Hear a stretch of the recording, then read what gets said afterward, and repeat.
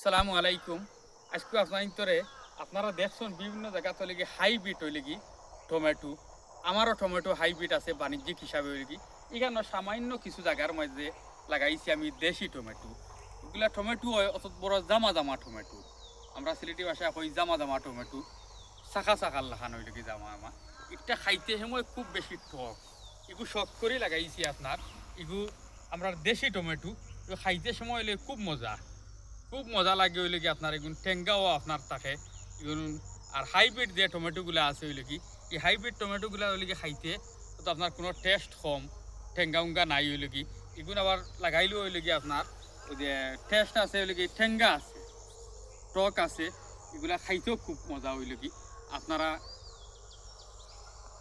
বিশেষ করে হইলে কি আপনারা ওই দিন গরর দ্বারও বা পাশে আপনারা যদি দুই একটা গাছ লাগাই আপনারাও নিজে নিজে খাইতে পারবা।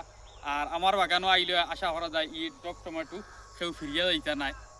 বিশেষ করে আমরা সিলেটর লিগে আপনার প্রায় মানুষে এইগুলা লাগাই নইলে কি আপনার এই টক টমেটো বেশ লাগাইলে তো আপনার নিজে খাওয়া সম্ভব নাই, অন্যরে দেওয়া দিতে পারে, জায়গা নষ্ট।